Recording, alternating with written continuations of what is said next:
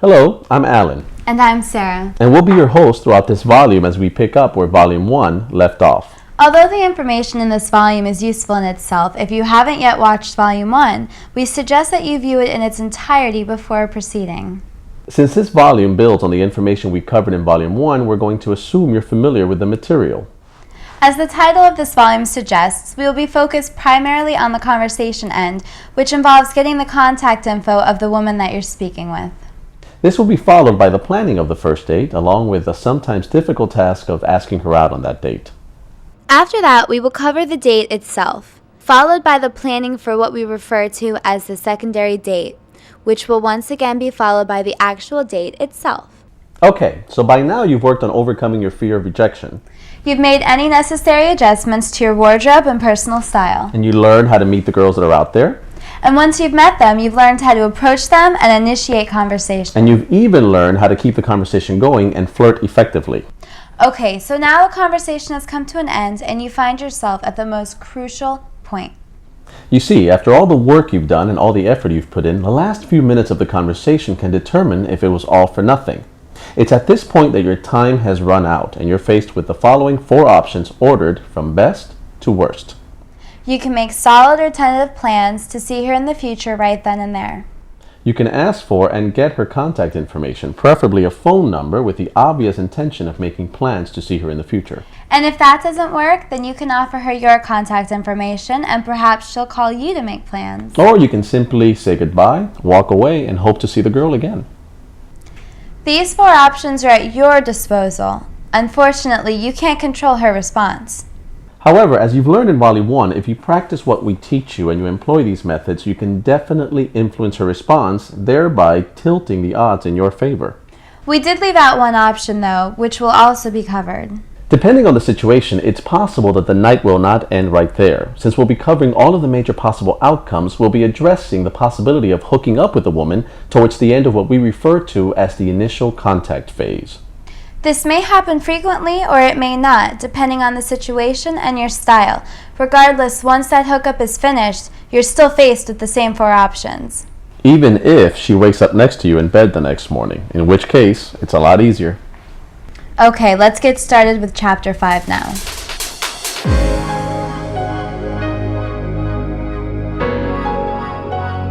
So, I think it's really cool. I guess. Yeah, I figure it beats working, you know? Yeah, work sucks. Yeah, work sucks. Well, I gotta go. It was nice meeting you. All right, well, maybe I'll catch you around or something. Yeah, maybe.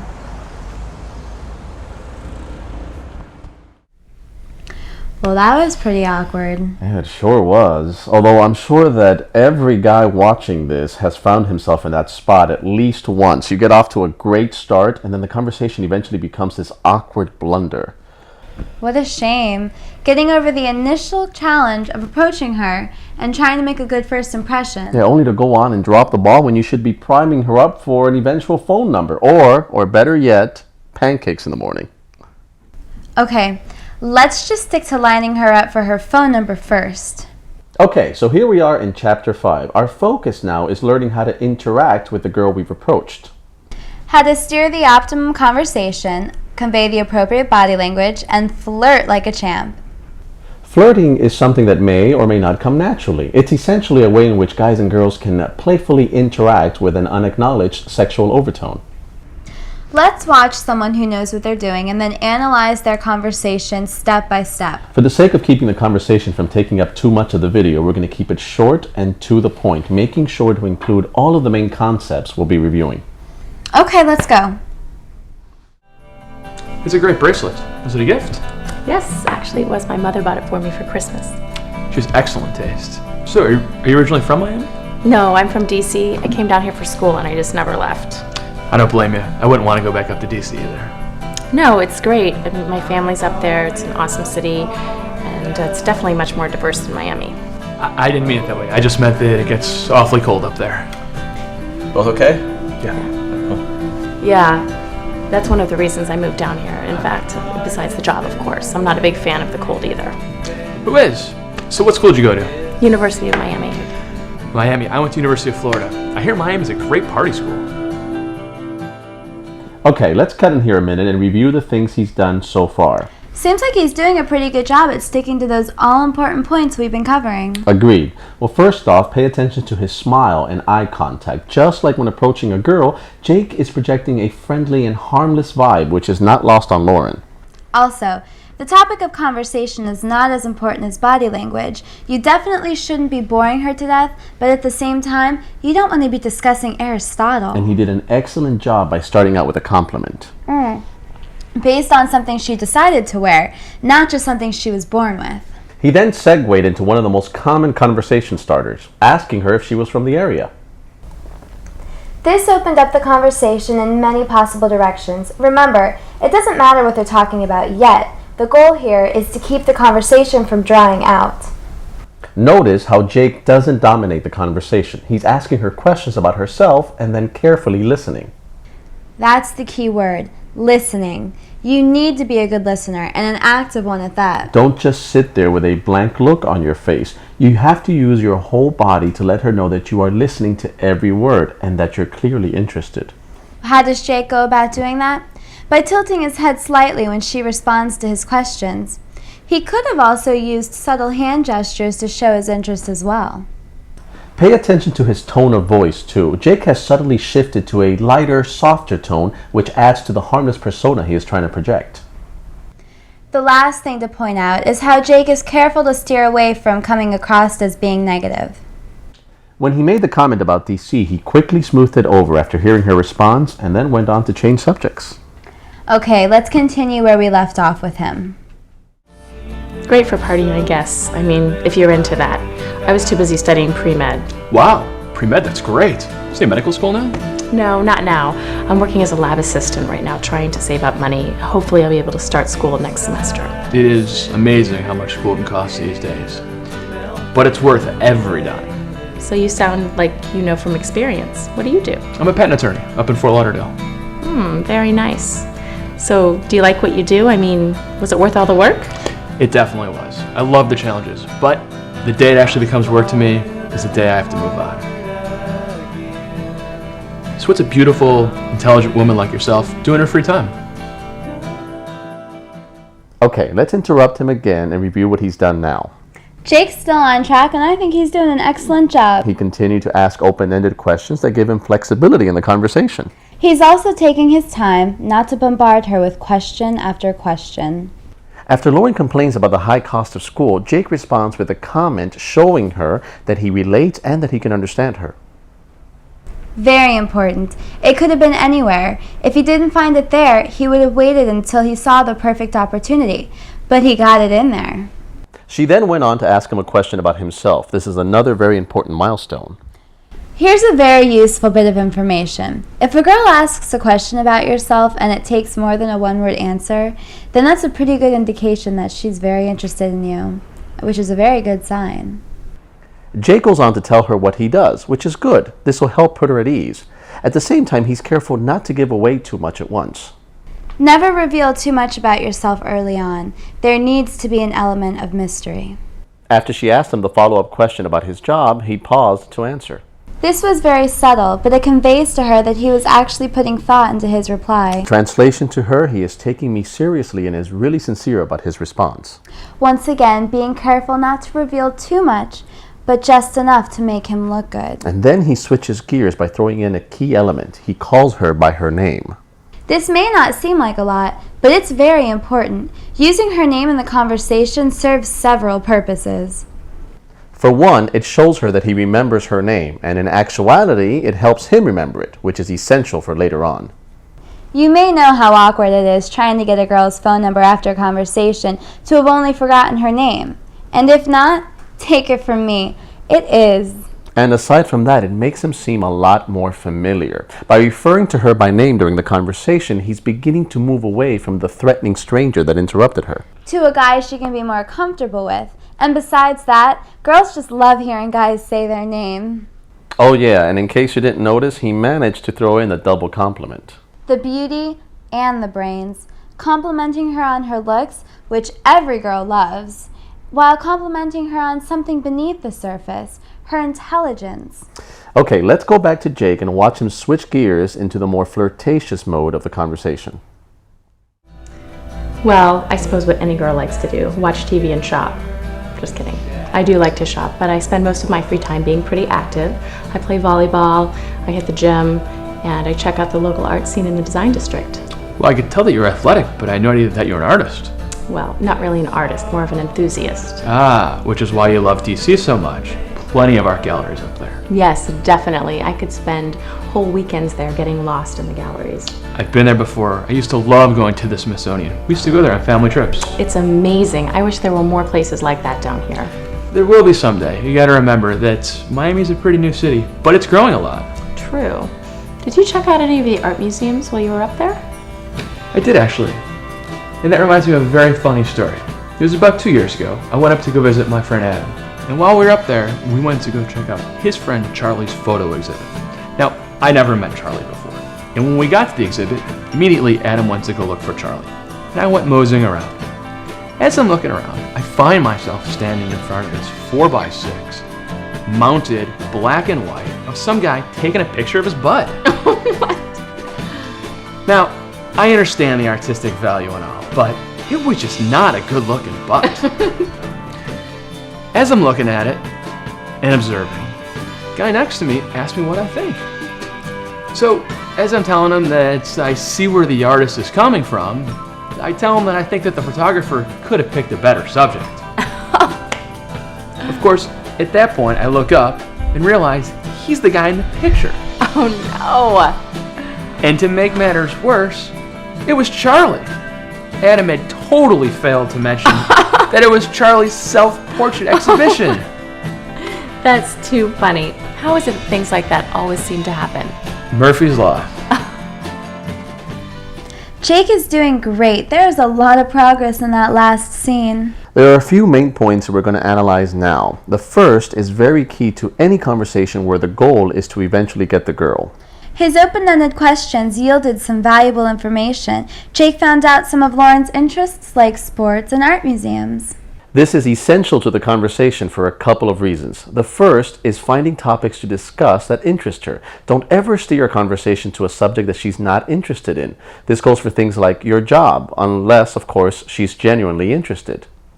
If you get the feeling that she's not interested in the topic, then find a way to move on to something else. I would also stay away from discussing your job early on, unless it comes up as a part of a story. The second thing is he is able to make mental notes of the things she's interested in. This will prove invaluable later when it's time to plan the date.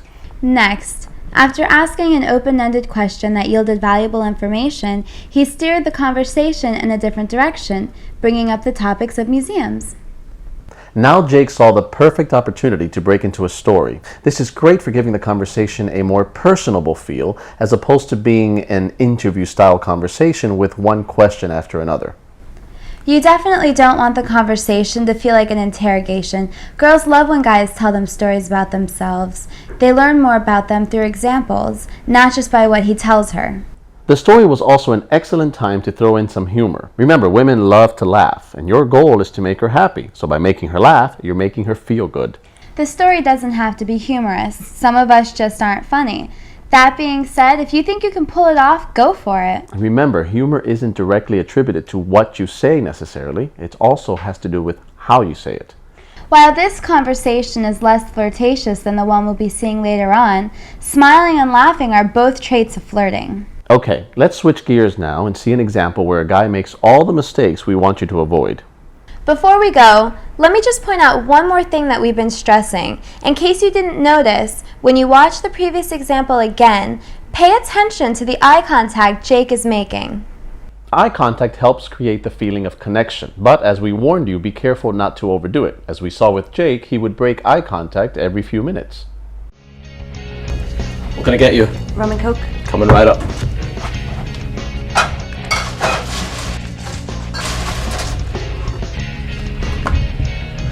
Hi, can I give you a light? Yeah. Here you go. Come on. How you doing? I'm Max. Hi, Lisa. Nice to meet you, Lisa. So what brings you over to Joe's bar? People, obviously. Really? You must be having a very different experience than me. What do you mean? I don't know this town. Everybody's so superficial. I'm having a lot of trouble relating. I see. Ouch! What was he doing? He obviously doesn't know the basics of talking to women. No. We'll jump back to the conversation in a minute. We just had to point out the error he was making right off the bat. Never be negative or pessimistic to a woman you just met. If you have a negative attitude, keep it to yourself. This is not the kind of thing Lisa wants to be hearing. No. And she'll automatically associate those negative feelings that Max is projecting every time she sees him. I mean, coming from New York, it's just so different. I can't relate. So where are you from? Here. Really? As in Miami? Well, further north. Fort Lauderdale. Oh, that's cool. So what do you do? I'm a law student. Really? I would have never guessed. Yeah? Why's that? Oh, never mind. Where do you go to school? UM. Is it tough? As hard as any other law school, I guess. They aren't really known for the law department. Actually, it has a great department. Well, me, I went to Caltech and studied engineering, finished at the top of my class, and now I have my own company. Top of my class? Did he really just say that? I'm afraid he did. Now, while this is obviously a highly exaggerated example of common conversation mistakes, people make them all too often. It's always good for a guy to slip in facts about himself that will impress the girl, but blatant boasting is very unattractive. Always be subtle when revealing positive traits about yourself, as far as the conversation leading up to it. Sounded more like an interrogation than a conversation. It's a good thing to ask a woman questions about herself. It shows you're interested, but be very careful not to turn it into an interview. Also notice the overall negative vibe that Max is giving off. It can almost be interpreted as being condescending. Okay, now let's turn it back over. Very impressive. Well, I guess you could say I've always been an overachiever. So, Max, what kind of business do you own? It's a public interest group. Oh, yeah? And what do you guys do? Well, we monitor all that liberal garbage coming out of the left, and then I compile summaries for the Republicans to use in the opinion papers. Liberal garbage? What exactly do you mean by liberal garbage? You know what I mean, all those bleeding heart Democrats. There's a lot of them here in Miami. Yeah, I know what you mean. You're talking to one now. It was nice talking to you. I gotta go. Well, so much for that. It may seem silly to you watching that last bit, and you're probably thinking to yourself that nobody can be that stupid. Well, unfortunately, that's not true. It's common enough that we had to point it out to you. Always avoid talking about controversial topics unless you're 100% sure that the other person feels the same way as you. This goes for politics and religion. No one wants to talk to a person with no opinions, but remember what you're trying to accomplish here. Your goal at this point is to find things in common and make her feel comfortable. If you're interested in political debates, there's plenty of time for that later on. Save those discussions for long after you've gotten past the examples we show you in Volume 3. I'm sorry, I didn't introduce myself. My name's Raul. Lisa. Nice to meet you, Lisa. Thanks. What year are you? I'm in my second year. Second year, huh? So the worst part's over with. That's what they say, at least. You don't sound very convinced. Is it that bad? The first year was harder, for sure. Yeah, the first year my friends were in law school, I didn't see any of them. It got better, but that first year was horrible. I set my friend Roland. He's what you call a bookworm. Can't get enough of that library, I guess. I'm sorry, I don't want to offend you. Maybe you're an undercover nerd yourself? I don't think so. Are you sure? I might think that's a little cute. Oh, yeah? Yeah, definitely. I've been looking for a closet nerd law student type. If I would have known you were out here shopping for jackets, I wouldn't have spent all that time in the library. Oh, at least you got some reading done. Actually, I didn't. They ran out of comic books, so I just doodled. So you're a doodler. Yeah, I'm a doodler in my spare time. For a profession, I'm a political consultant. Very interesting. What do you consult for? Just some local politicians. It's not interesting. I don't want to bore you with that stuff. I don't think you can bore me. I'm a law student, remember? But I'd much rather hear about what you do in your free time. This is a much better example of flirting. No, it sure beats the job Raul was doing with her at the beginning of this chapter. As you can see, flirting is nothing more than playing with the girl. Well, Raul makes her feel safe by being playful, and at the same time, makes her happy. And Lisa will associate this with Raul, a good first impression and feelings of happiness. Another goal here is to make her see you as a potential romantic interest as opposed to a friend. Once a woman categorizes you as friend material, it's very hard to change that. Raul was subtle about this, incorporating it into his flirting. He joked about looking for a girl like her. Although he played this off in a joking manner, the suggestion was still planted in Lisa's head, helping her to consider him as a future romance. Well, how about sharing some of those telltale signs you mentioned earlier? Of course. The most obvious is the way in which Lisa is smiling. If she wasn't very happy to be talking to Raul, she wouldn't be smiling like that. Also, notice that she turned her body to face him. She could have easily had this conversation without doing that. After all, they only just met and on the street. At some point in the conversation, Lisa plays with her hair. Dead giveaway. If a girl is tossing her hair or twirling it with her fingers, it's an obvious sign that she's interested. I also noticed a lot of lengthy eye contact. Yes, Lisa was not breaking off eye contact, aside from the usual necessary breaks that either she or Raul initiates. The other important thing you should notice is how she leans in towards him later in the conversation. I didn't even notice that. You may not notice it, but you should always be on the lookout for these signs. She started to subconsciously copy or mirror his actions. This means that she's very into the conversation. One last point to make. You saw how Raul brought up his job early on. Well, since Raul's work may lead to the touchy subject of politics, it shouldn't be brought up. However, right before that, he made a joke about not liking to read. And although it's great to use humor and make jokes, Raul realized that that joke made him look bad. So he was quick to use the mention of his job to bail himself out and show her that he's actually very intelligent. In effect, revealing a positive trait without boasting. Then, as she pressed him on the direction of his political work, he quickly changed the subject as to avoid any controversial discussion. Well done. Now is a good time to get out there and work on those assignments from the previous chapter in conjunction with this one. From Chapter 3, you should know how to approach the woman and break the ice. Now take that knowledge plus this information on conversation and flirting and get out there and practice. You can watch this DVD 100 times, but unless you get out there and try what we're showing you, you're not going to get anywhere. Wrapping up and getting her contact info is going to be covered later on, so you don't have to feel pressured about getting her contact info for these exercises. Unless you're comfortable with it. Remember, the goal now is for you to overcome any fear you may have, to look good. Identify a girl that you'd like to approach, take the initiative, and start a conversation. And keep it going with the right type of questions and flirting. When the conversation winds down, you can either try to get her contact information, or you can simply tell her it was nice meeting her and say goodbye. Remember, at this point, you're just practicing. And you may be surprised. She may end up asking you for your contact info. One thing to point out that goes along with the previous chapter, if the woman you're talking to seems uninterested, if her eyes start wandering or if she isn't giving you any positive signals, then cut your losses and walk away. Remember, you are in control.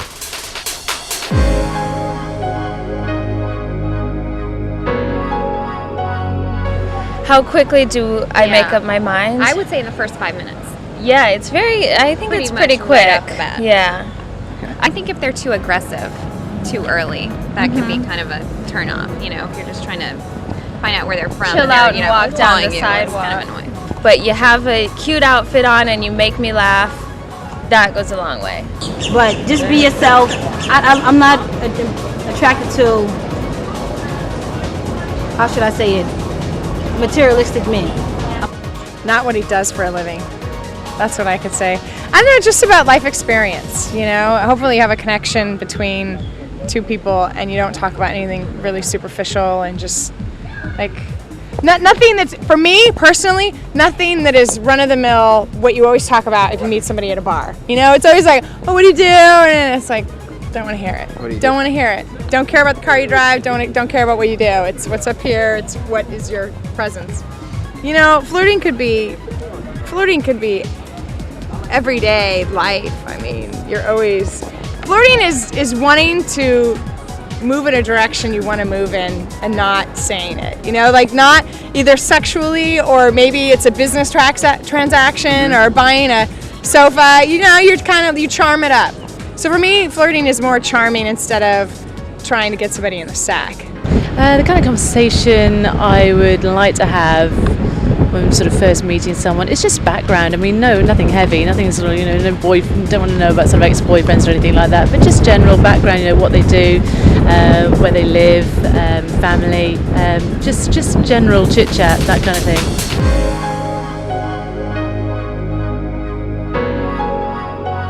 Yeah, definitely. I've been looking for a closet nerd law student type. If I would have known you were out here shopping for jackets, I wouldn't have spent all that time in the library. Oh, at least you got some reading done. Actually, I didn't. They ran out of comic books, so I just doodled. So you're a doodler? Yeah, I'm a doodler in my spare time. For a profession, I'm a political consultant. Very interesting. What do you consult for? Just some local politicians. It's not interesting. I don't want to bore you with that stuff. I don't think you can bore me. I'm a law student, remember? Well, I'd much rather hear about what you do in your free time. Raul was having a great conversation with Lisa, whom he approached while she was window shopping. The conversation has been flirtatious so far. He's been friendly, smiling, and making that all-important eye contact. She's been flirting back and exhibiting the telltale signs of a woman that's interested. So, Raul and Lisa are still standing there on the street, where they obviously can't stand forever. Either one of them may have to be somewhere. If not, Raul runs the risk of the conversation becoming stale and awkward if it continues for too long. At this point, it's smart for Raul to wrap up the conversation. As the guy, he should be proactive and always control the situation. As we discussed in Volume 1, it's essential that you have a specific goal in mind when approaching the woman. In this case, Raul saw a cute girl by herself paused on the street in front of him.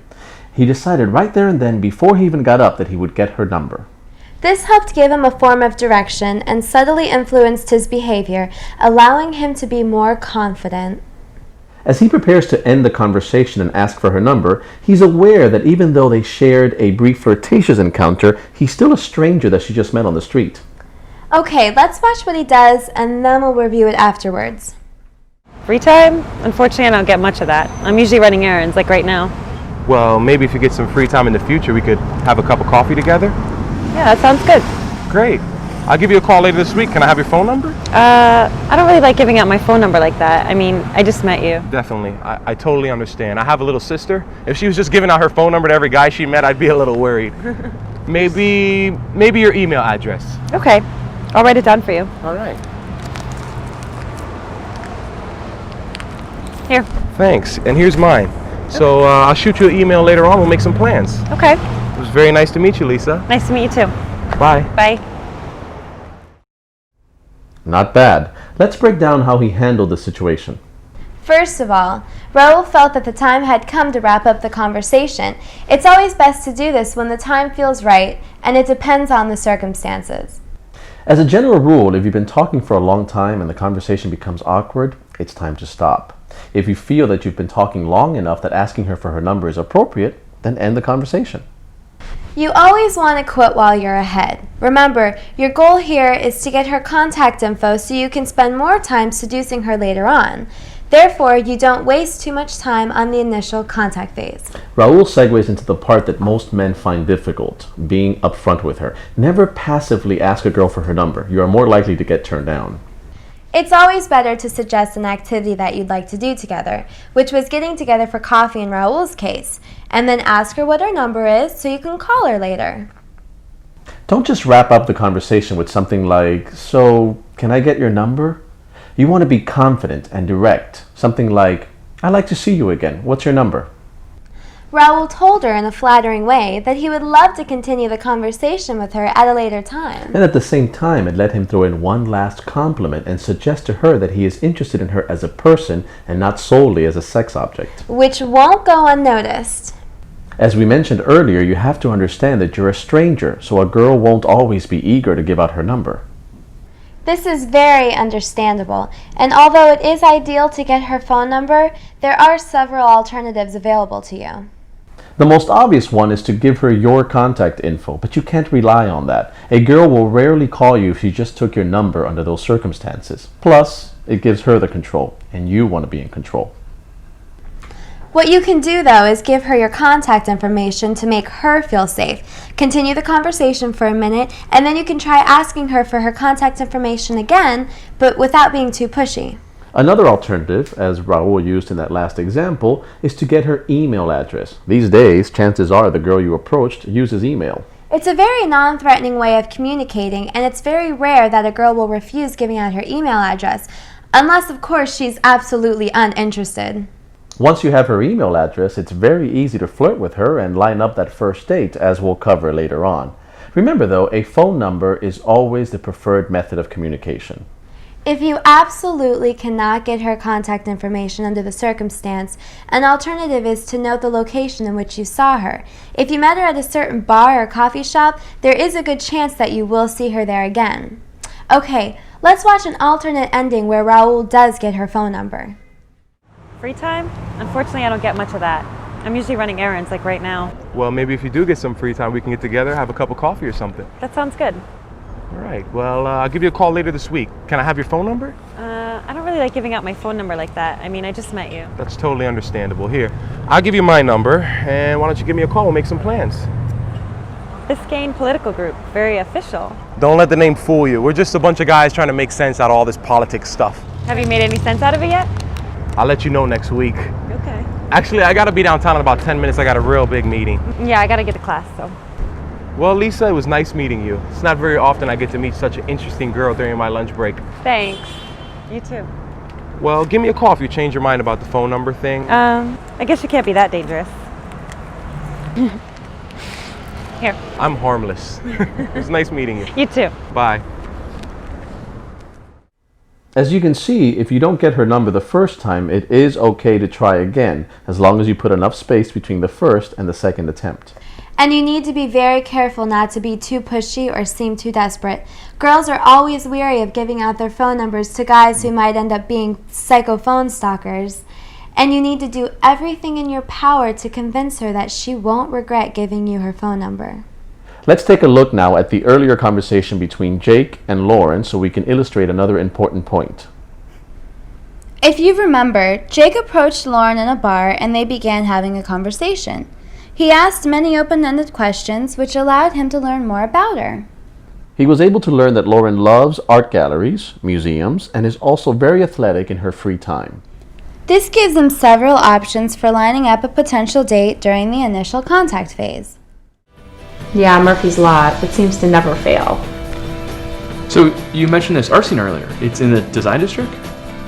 Yeah, there are so many galleries down there. You could spend the entire day just walking around checking them all out. Wow, sounds great. Have you been to the new cultural center yet? No, I haven't. I heard it's great though. I haven't been either, but I heard from a friend that it is excellent. Very cool.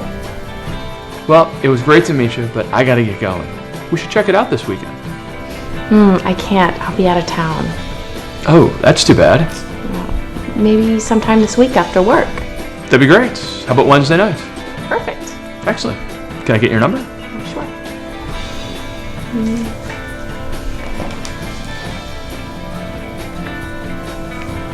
Yeah. Thanks. Talk to you later. Okay, bye. In that past example, Jake felt comfortable making a plan on the spot, and it worked out well. Using the knowledge he picked up from the conversation, he was able to set the stage for a natural segue into asking her out. And he was able to pick an activity that he knew would be of interest to her. As we saw in this conversation, opportunities may present themselves during the conversation that create an atmosphere in which making tentative plans may come more naturally than just getting her phone number. This way, he'll avoid all of the pitfalls that we'll discuss later that come with making plans over the phone after meeting the girl for the first time. Also notice the way that both Jake and Raul were sure to throw the girls' names in before the conversation ended. Okay, it's now time for your Chapter 6 exercise. Over the next 2 weeks, you're going to go out there with one goal in mind. Get as many numbers as possible. And the numbers you do get are going to be used in your Chapter 8 exercises, so they're a prerequisite. And how many times have you had a prerequisite that may possibly turn out to be your girlfriend? You're to combine all the techniques you've learned so far to complete this exercise. It's important to remember that this is an assignment and you treat it as such. It'll be a lot easier if you have that attitude. This also means you shouldn't hold out forever until you find the perfect girl. Remember, this is practice. You should take any opportunity that presents itself. We also want you to try a variety of the methods we discussed. Try to get numbers. If you're turned down, go for an email address or backtrack and then try again, but without being too pushy. And also be sure to make future plans during the wrap-up in at least one case. But remember to watch Chapter 9 before you go on that date. Let's move on now to Chapter 7, where we'll be discussing another crucial point to the entire process: planning the first date.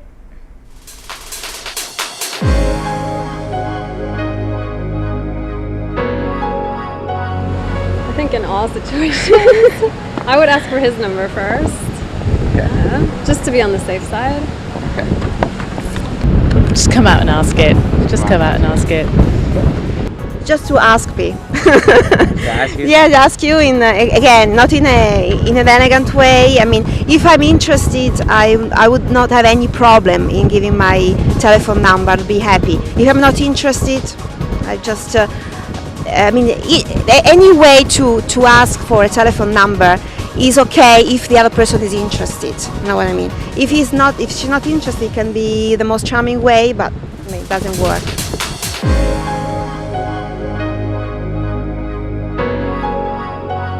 So you've met a great girl, you've gotten her number, and now you're ready to make that phone call. Wrong.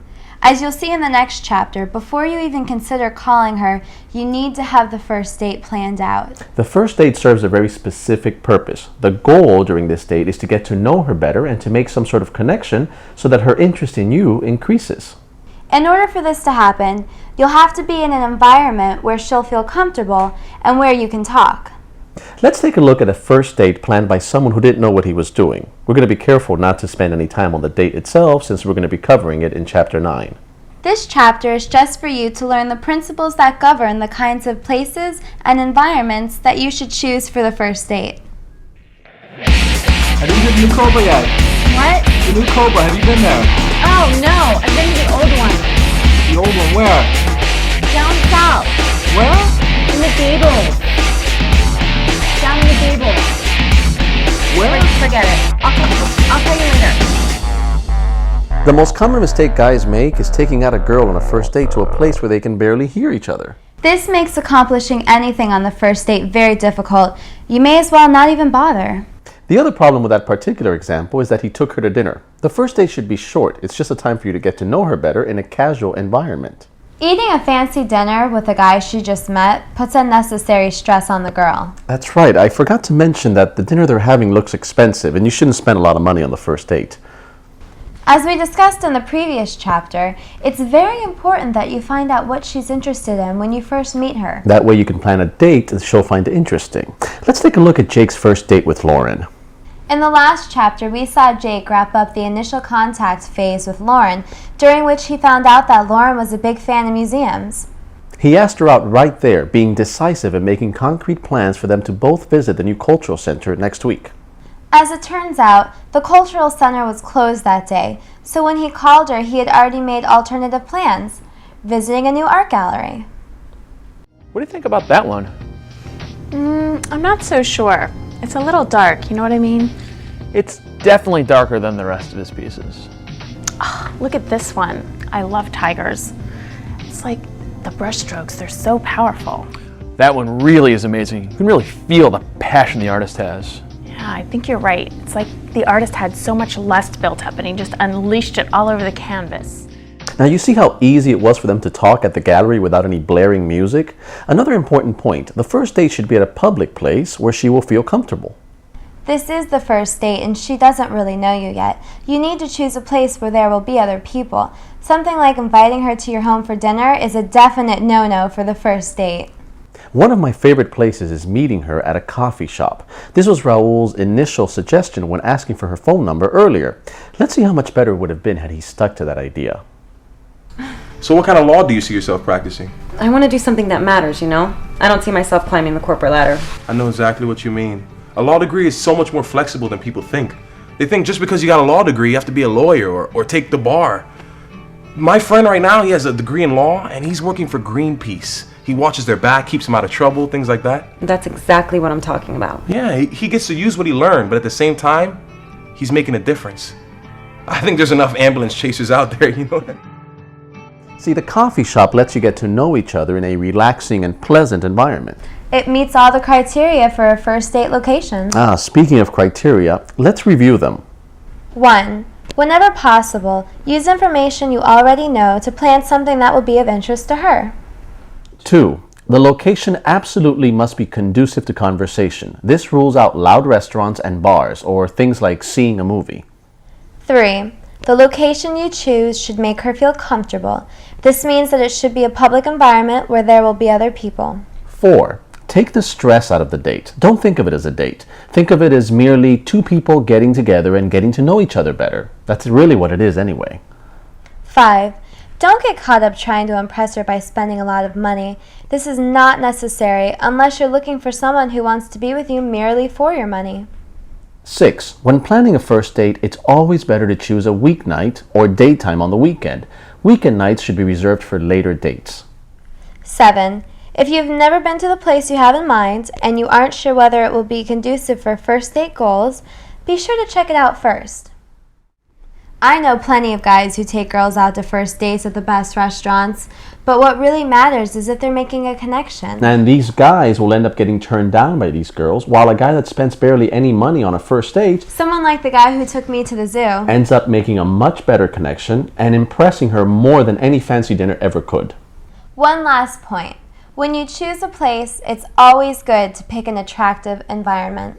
What Sarah means is that oftentimes the appearance of the place will have a subconscious effect on the way she perceives you. If the lighting makes you look bad or the place itself is just ugly, then it could end up having a subtle negative effect. So it wouldn't hurt to choose a place that's aesthetically pleasing. There won't be any exercises for this chapter because all it deals with is the proper locations for the first date. In the next chapter, we'll cover asking her out on that date, after which you'll be able to use the information you learned here, along with the numbers you got in Chapter 6, to choose a place and ask her on that date.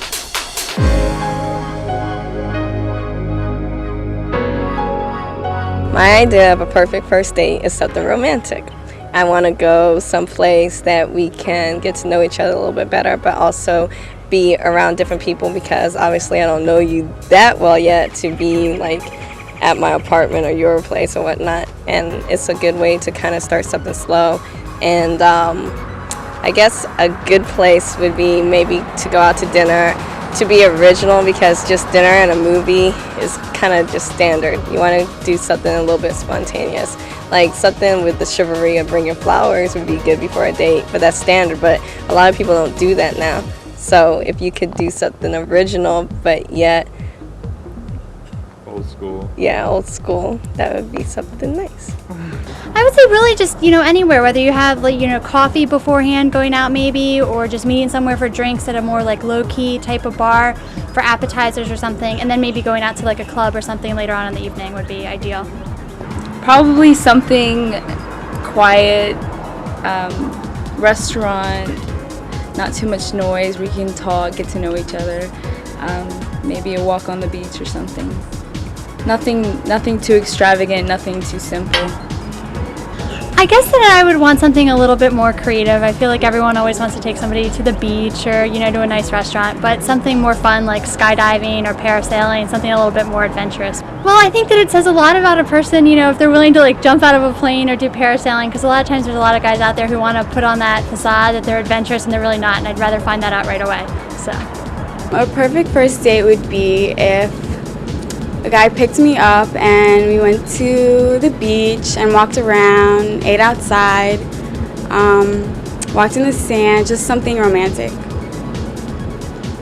A bad place to take a girl on a first date would probably be the movies, because you can't talk during the movies and then you don't get to know them. If it's someone you're meeting for the first time, then you can't even, talk to them and get to know them. A bad place to take a girl on the first date would probably be somewhere loud, where you can't really talk, get to know the person. Anywhere would be okay as long as you're able to have a one-on-one time with the person without any interruptions or anything. I think a really horrible place for a first date would be if someone just takes you to a really crowded, smoky bar where there's loud music and you can't even talk at all, because if you're just getting to know someone, you want to be able to talk. So that would be okay for maybe after dinner or after doing something else, but you want the chance to talk to somebody. So if there's not the ability to kind of talk and communicate, I'd say it's probably a bad choice. A bad place to take a girl on a first date would be to a fast food place or to his mom's house or his ex-girlfriend's house that is now his close friend and is really maybe something still there.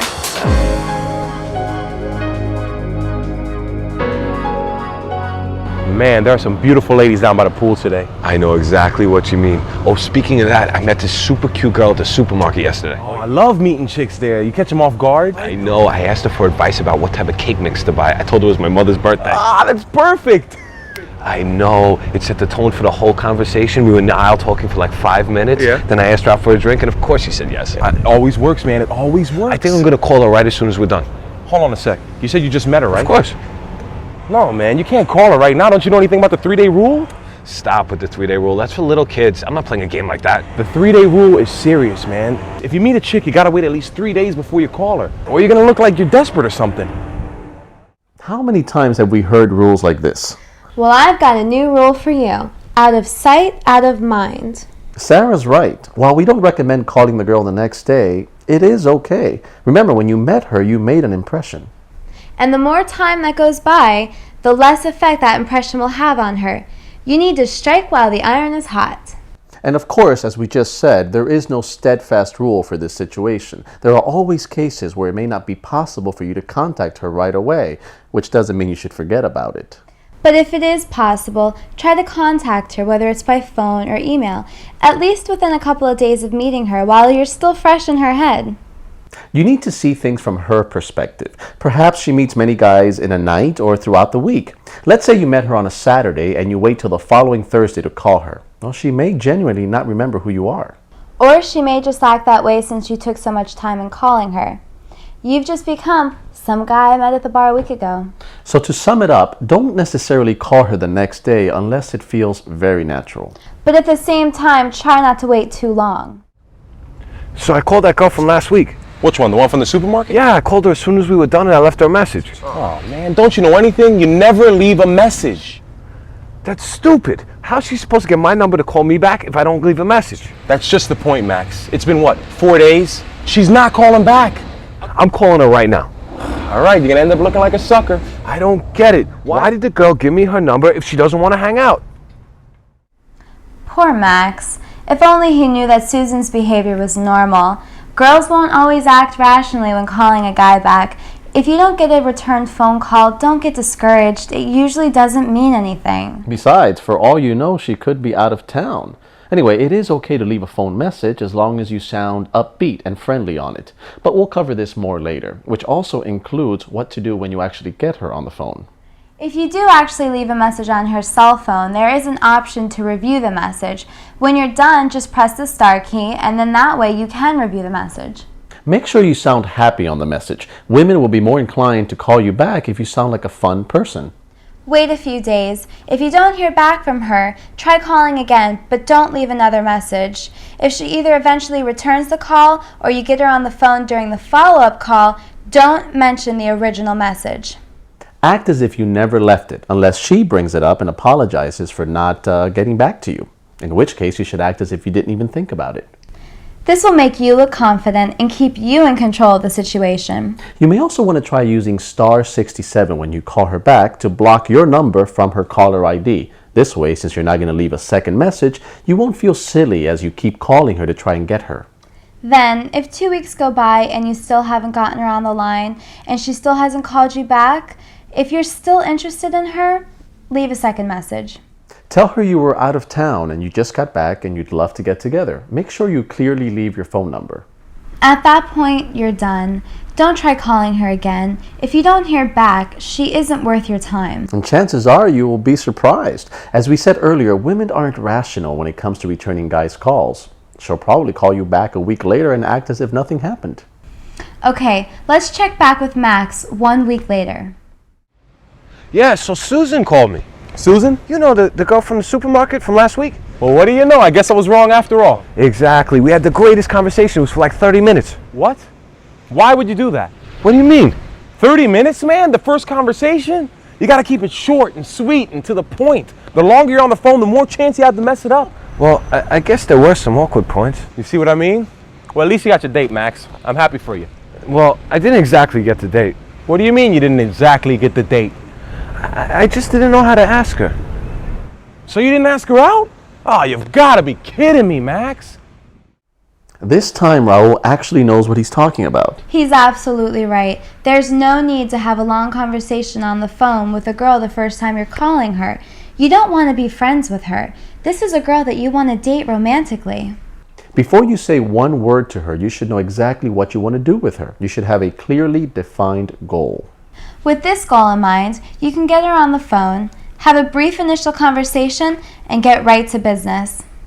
Make sure you have a reason why you can't talk for so long. This way you can keep the conversation short without sounding forced or obvious.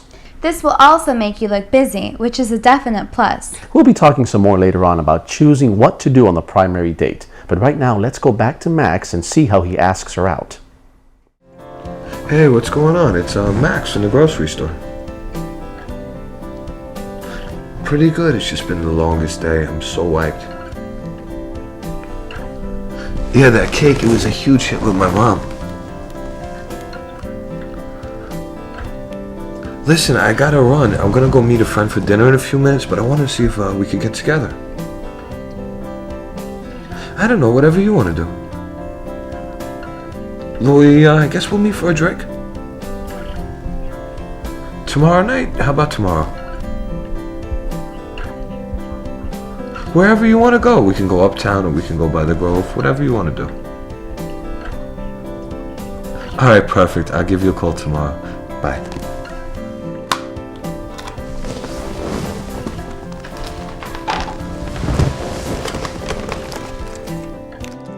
I must admit, I was surprised he got the date. Actually, I hate to break it to you, but tomorrow she cancels on him and they never end up going out. Well, no kidding. Well, in that case, let's point out all the things he did wrong during that conversation. For starters, as you mentioned earlier regarding leaving messages, he needs to sound happy and fun and upbeat when he's on the phone. Which definitely was not the case during that conversation. Here's a little trick for you. Even though she can't see your face, smile when you're on the phone with her. By smiling, you will actually alter your tone of voice, making you sound happier. No matter how tired or grumpy you are, you must sound upbeat. If you don't think you can, then don't talk to her at that moment. Wait until you're in a better mood. All she hears over that line is your voice, and just like body languages when you're face to face, the tone of your voice means more than the words that are coming out. Then, as you can clearly see, Max did not have a well thought out plan when it came to asking her out. He asked her in a very passive way. Do you want to get together sometime? No good. He needs to know exactly what he wants to do with her and present it to her in a decisive way. And by being decisive, he also comes across as more confident, which is extremely important. Women hate guys that can't make up their minds or sound unsure about things. You're the man, and you have to act like one. The other obvious problem he had is that he jumped at the first suggested day. It's always a good idea for you to tell her that the first day is not good for you. She needs to know that you're busy and that you have a life. Don't take it too far, though. Just turn down the first suggested day. Have a reason ready if necessary, even if in reality you're completely free.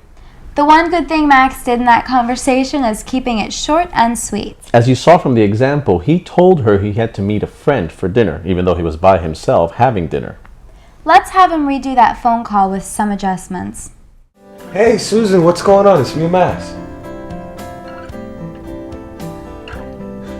I'm doing great. I just got home from work, and then I'm gonna go meet a buddy of mine who I haven't seen in a while. Yeah, he's an old friend from school, and he's in town just for a night or two. So what are you up to? That's cool. Yeah, I want to see if you'd be up for some drinks on Thursday night. Maybe we'll get together at Joe's? No, I'm so sorry. I can't do it tomorrow. I'm going to be tied up. But how does Sunday sound? Absolutely. That sounds perfect. I'm going to give you a call Sunday afternoon, and we'll get together. I'll talk to you then soon, okay? Bye. You got it.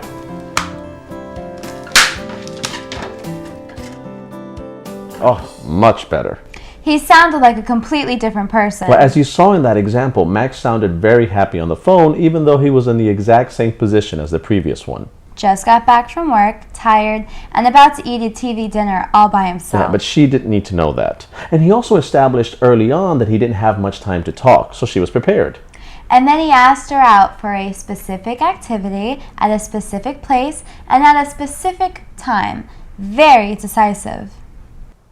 When she couldn't make the date he had in mind, he told her he couldn't make the date she suggested, even though in reality he isn't busy that day. In the end, they came up with a day that works for both of them, One other important point to make, if you're going to ask a girl out for either a Friday or a Saturday night, you should be sure to call her at least 3 days in advance.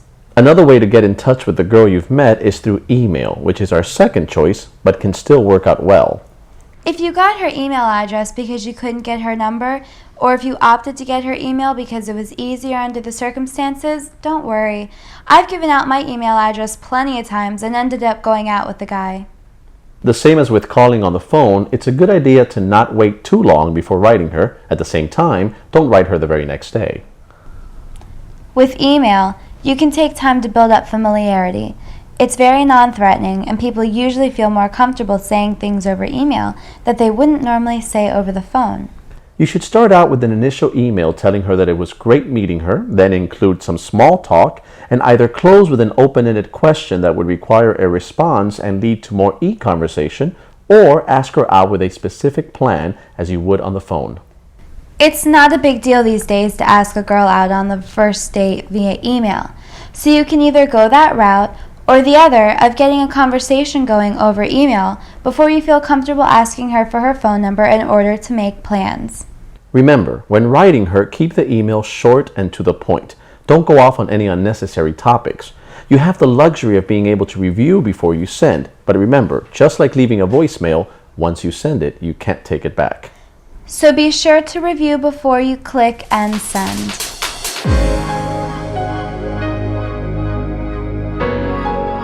I guess the best way to be kind of like asked out for the first date is if you get to know someone like a little bit, like if it's a coworker or someone that you know from like school or something like that, that you get a chance to at least talk with them and know a little something about it, versus you're at this party, you're dancing, and some guy says, oh hey, you want to get together tomorrow night, or you don't really know anything about them, because that can kind of be an uncomfortable situation. Yeah, in person. Or no, or on the phone. I mean, if you don't really know him, then you could ask on the phone, but nothing like cheesy, just like, hey, you wanna go out to dinner or something, or? I think a guy should ask me out maybe in person. I don't necessarily think he should have something planned, or actually, if he has it planned, it shouldn't at least look planned. It should look natural, probably in person. I always preferred in person. I didn't like it when somebody tried to write down a little love letter or something and try to ask me out through the letters.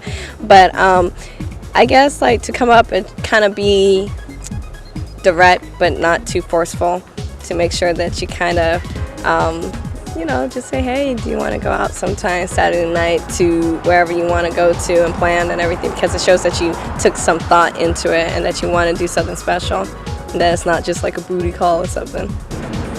Probably something cute, not like stupid, like a little pickup line, but probably like, I don't know, just like the traditional way, like, oh, do you want to have dinner later, or something like that, not like something cheesy. Well, if he calls me before the first date and he's an interesting conversationalist, I will talk to him if it just happens to be, but otherwise I'll probably just wait for the first date and find out face to face what he's all about.